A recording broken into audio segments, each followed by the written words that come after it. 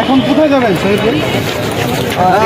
কেমন আছেন সবাই? চলে আসলাম আপনাদের মাঝে আবার নতুন একটি ভিডিও নিয়ে। আজকে যে বিষয়টা সম্পর্কে কথা বলবো সেটা হচ্ছে নরসিংদীতে সমন্বয়কদের একটি বৈঠক ছিল।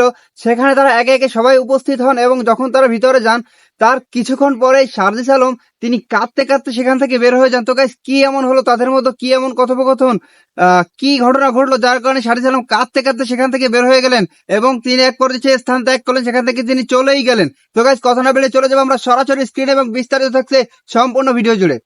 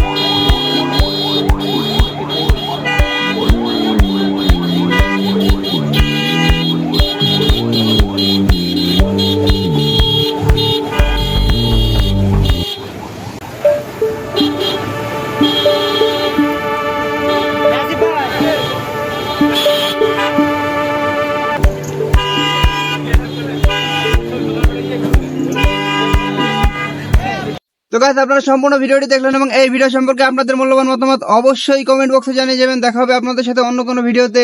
ভালো থাকবেন, সুস্থ থাকবেন, আল্লাহ হাফেজ।